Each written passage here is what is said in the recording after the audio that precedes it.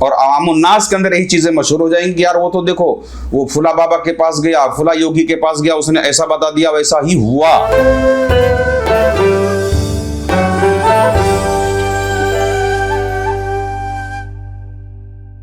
بسم اللہ الرحمن الرحیم۔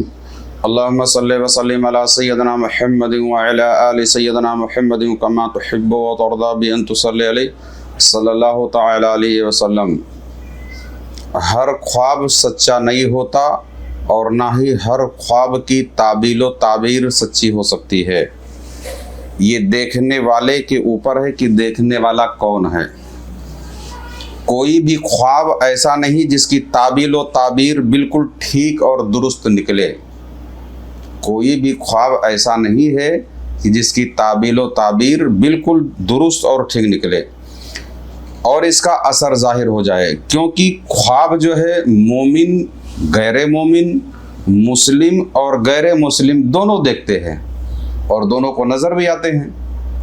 سمجھ میں آیا؟ اس لیے ہر خواب کی تعبیر و تعبیر درست ہی ہو یہ کوئی ضروری نہیں، کیونکہ خواب جو ہے مومن ہو یا غیر مومن، مسلم ہو یا غیر مسلم، نیک ہو یا بد ہو، ہر ایک کو خواب نظر آتے ہیں۔ بات سمجھ آ رہی ہے؟ تو ہر خواب دیکھنے والے کی تعبیر درست ہو یہ کوئی ضروری نہیں۔ اور غیر مسلم کو بھی خواب نظر آتے ہیں، ایسا تو ہے نہیں کہ صرف مسلمانوں کو نظر آتے ہیں۔ جیسا کہ مصر کے بادشاہ ہے نا اور دیگر قیدیوں کا تھا، اس کے پہلے ہم نے واقعہ بیان کیا خواب کے باب کے اندر، ہے نا، کہ مصر کے بادشاہ اور قیدیوں کے جو خواب نظر آئے انگور نچوڑنے وغیرہ کا یا دیگر وہ چیزوں کا۔ تو یہ نظر کیسے آتے ہیں؟ یہ جو عام خواب کی کئی اقسام ہم بیان کر چکے ہیں، اور یہ نفس کی نظر سے، یعنی جو ہے دوسرا جو درجے کا جو خواب ہوتا ہے یہ نفس جو ہماری ہے نفس کی نظر سے نور الہی کی تائید کے بغیر، نفس کی نظر سے نور الہی کی تائید کے بغیر روح کی تعبیل سے ہوتا ہے۔ سمجھ آ رہا ہے؟ یہ خواب جو ہر کسی کو نظر آتے ہیں، خواب دو طرح کے نظر آتے ہیں، ایک ہوتا ہے نور الہی کے تجلیات سے ظاہر ہوتے ہیں اور دوسرے ہمارے نفس کی نظر سے ظاہر ہوتے ہیں۔ سمجھ آیا؟ تو اب یہ دو خواب ہر ایک کو نظر آ سکتے ہیں، اور یہ نفس کی نظر اور نور الہی کی تائید کے بغیر روح کی تعبیل سے ہوتے ہیں۔ لیکن جو نور الہی سے پیدا ہوتا ہے، وہ جو صرف نور الہی سے پیدا خواب ہوتے ہیں، وہ صرف کن کو آتے ہیں؟ اولیاء کو، انبیاء کو، صالحین کو، صوفیاء کو، برابر۔ اس کے علاوہ یہ خواب اور کسی کو نظر نہیں آتے، کیونکہ سچا خواب اگر یہ کہہ دیں کہ یہ سچا خواب یہ ایمان والوں کے علاوہ اور دیگر لوگوں کو بھی آتے ہیں تو یہ بات ٹھیک نہیں ہوگی، کیونکہ خواب جو ہے نبوت کا 46واں حصہ ہے۔ کیا ہے؟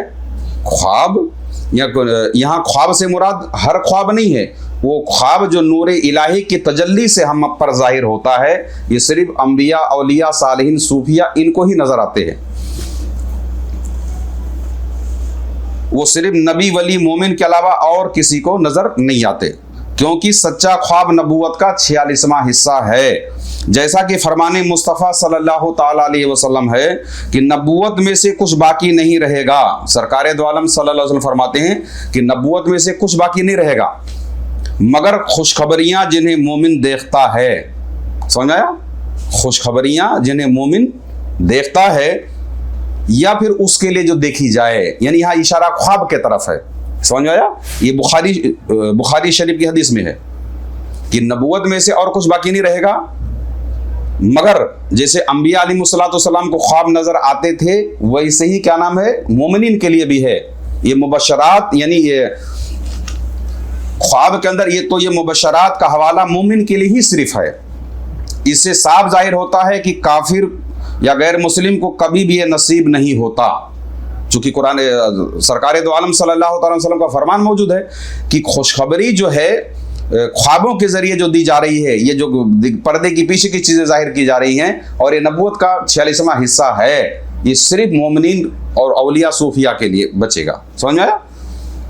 اب اس سے ثابت ہی ہوا کہ اب یہ صرف کیا نام ہے صالحین مومنین اولیاء انہی کے لیے ہے.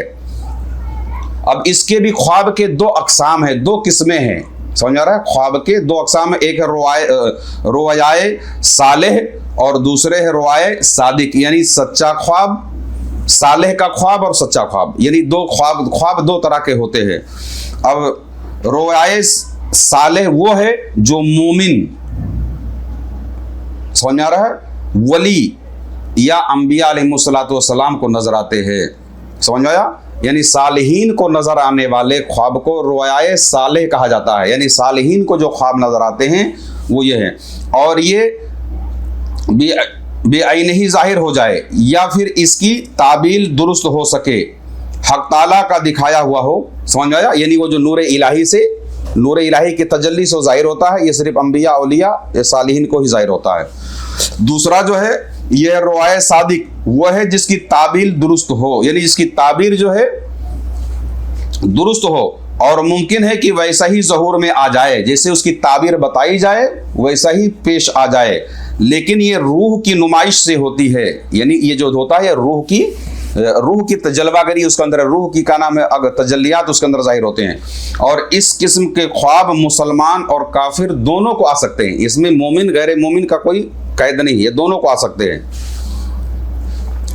یہ تو خواب کے اقسام ہم نے بیان کیا کہ کس کو کیسے کیسے خواب نظر آ سکتے ہیں. اب اس میں علاوہ ایک ہے واقع, یعنی کچھ چیزیں جو ہے بیداری میں یا حالت مراقبہ میں یا خواب میں جو ظاہر ہو جاوے, یعنی آنے والی چیزیں. واقع کے معنی ہے رونما ہونے والی چیزیں, یعنی آئندہ ہونے والی چیزیں یا جو کہیں ہو رہی ہوں. یہ آپ کو بیٹھے بیٹھے اکثر لوگوں کو اس طرح کی چیزیں ہوتی ہیں, خاص طور پہ جو صوفیہ ریاضت کرتے ہیں یا اور لوگ بھی جو روحانیت اور نفس کی ریاضت کرتے ہیں, قلب کی, نفس کی, دیگر لطائف کی, ان کو بھی یہ چیزیں ظاہر ہونا شروع ہو جاتی ہیں. جیسے کہتے ہیں نا کہ وقوع پذیر ہونا, کوئی چیز ہونے والی چیز ہے. واقع بھی اس کے بھی دو اقسام ہیں, سمجھ آیا؟ واقع کے بھی دو اقسام ہے. ایک وہ ہے جس میں احتمال کی گنجائش ہو. اس قسم کے واقع اکثر, یعنی ایسی چیزیں جس میں ہر احتمال کی گنجائش موجود ہو, ایسے واقع کن پر ہوتے ہیں؟ راہبوں پر, فلسفیوں پر, برہمنوں, دہریوں اور بہت سارے بے دین افراد کو بھی یہ چیزیں ظاہر ہو سکتی ہیں.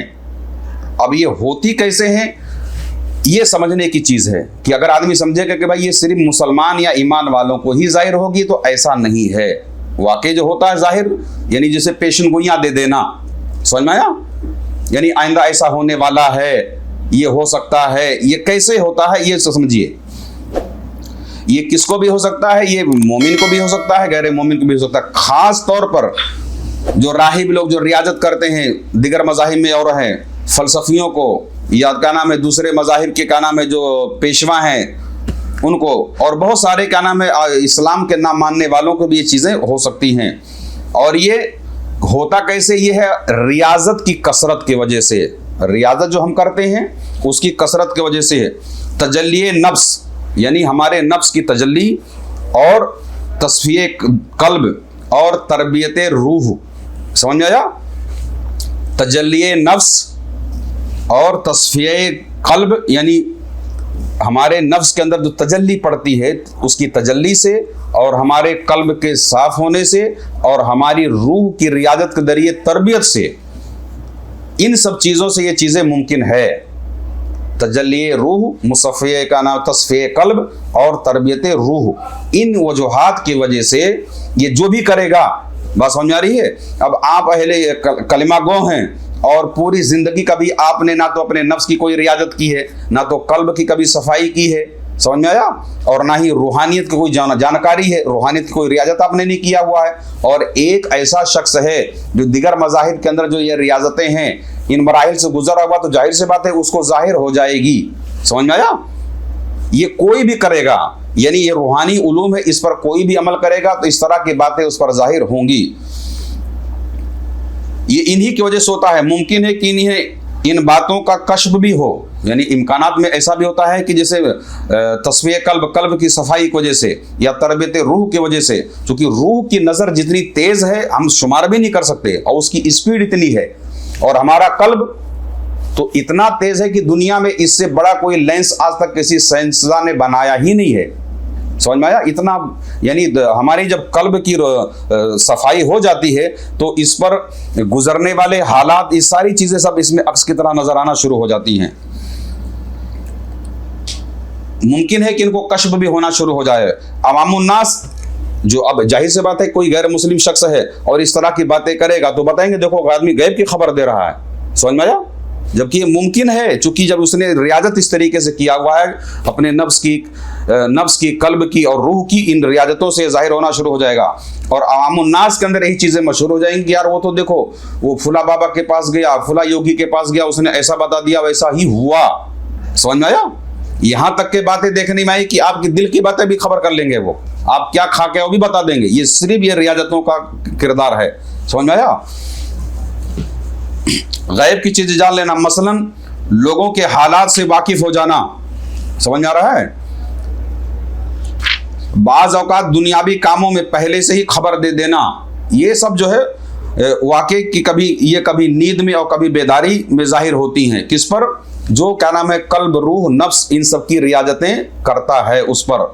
یہ کبھی ایسا بھی ہوتا ہے کہ ریاضت کی کثرت سے روحانی غلبات سے بھی ظاہر ہوتا ہے. جو کانا صوفیہ صالحین یہ کرتے بھی اس طرف آ جائیے، یہ روحانیت کے غلبات سے بھی ظاہر ہوتا ہے. اور بہت سی حیوانی صفات مو ہو جاتی ہیں اور روح کو زندگی کے حجاب سے خلاصی ہو جاتی ہے. یہ ہماری روح جو ہے، جو ہمارے اس کے اوپر جو بشری صفات کے جو غلبات ہیں، اس سے اس کو، اس کے پہلے ویڈیو میں ہم نے عرض کیا کہ ہمارے روح کے اوپر جو کا نام ہے صفات حیوانی کا جو غلبہ حجاب ہے وہ ہٹ جائے گا تو باطن آپ کا کیا نام ہے مکمل روشن ہونا شروع ہو جاتا ہے. تو پھر وہ اسے خلاصی ہو جاتی ہے تو وہ پھر تجلی میں آتا ہے اور روحانیت کے انوار ان کی نظروں میں ظاہر ہونا شروع ہو جاتے ہیں. لیکن انہیں اس کے سبب، یعنی یہ سب ظاہر ہونے کے سبب اگر کوئی شخص سمجھ لے کہ یعنی اس کے سبب ان کا ایمان سے کوئی تعلق ہے تو ایسا کچھ بھی نہیں ہو سکتا. یہ ایمان اور غیر ایمان کی ضرورت یہاں کچھ بھی نہیں ہے، یہ محض ریاضت ہے. اب یہ ساری چیزیں ان کو اگر حاصل ہے تو کوئی یہ نہ سمجھے کہ اس سے ان کو اللہ کا قرب بہت زیادہ مل جائے گا. ہاں یہی کیفیات اگر صالحین کو ہے تو قرب کا سبب یہ بن سکتا ہے، اس کے علاوہ اوروں کو ہے تو اس سے قرب کا سبب نہیں بنے گا اور نہ ہی ان کی نجات کا کبھی یہ سبب بنے گا. بلکہ حقیقت یہ ہے کہ جو کوئی اگر غیر کلمہ گو ہے، اللہ کی توحید، رسول اللہ صلی اللہ علیہ وسلم کی رسالت کو نہ جانتا ہے نہ مانتا ہے، تو اس میں اور اس کے اندر یہ جو کا نام ہے توحید کی کمیاں یا عقیدے کی خرابیاں اور بڑھ جائے گی. اس کے اندر غلو، انا، تکبر ہے نا، اپنے اندر کی بھائی میں تو اندر کی باتیں جانتا ہوں، اس سے اور وہ کا نام ہے الٹا اس کا ہونا شروع ہو جائے گا. یعنی یہ اور اس کے اندر انا ہے، تکبر ہے، یہ ساری چیزیں اس کے اندر بڑھنا شروع ہو جاتی ہیں. اور یہاں تک کہ یہ ریاضت کرتے کرتے اس کے اندر استدراجی قوت کا بھی اس کے اندر پیدا ہونے کا سبب ہو سکتا ہے. اب واقعے کی دو صورتیں ہیں، ایک کا ہم نے عرض کر دیا، انشاءاللہ تبارک و تعالی اس کے بعد آنے والے ویڈیو کا انتظار کیجئے. واقعے کی جو دوسری صورتیں ہیں جو اولیاء، صالحین، انبیاء علیہم السلام رضوان اللہ تعالی علیہم اجمعین کو ظاہر ہوتی ہیں، اس کے بارے میں انشاءاللہ تعالی گفتگو کریں گے. اللہ تبارک و تعالیٰ کی بارگاہ میں دعا ہے مولا کریم یہ باتیں ہمارا بتانے کا جو مقصد ہے تاکہ اگر کوئی شخص آپ کے دل کی باتیں بتا دیتا ہے، آپ کی ایسی باتیں کرتا ہے تو یہ مت سمجھنا کہ ولی اللہ ہی ہو سکتا ہے.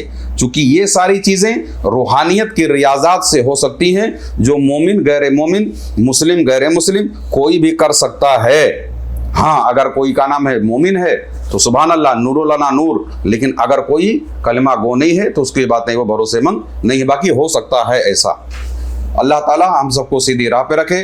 اس کے حبیب صلی اللہ تعالیٰ علیہ وسلم کے طفیل ہم کو، ہماری نسلوں کو اور تمام سامعین کے نسلوں کو اللہ تعالیٰ ان کی ایمان و عقیدے کی حفاظت فرمائے. اگر آپ بھی کچھ روحانی خدمت کرنا چاہتے ہیں تو اس چینل کو سبسکرائب کریں اور اس کا لنک بھی شیئر کریں.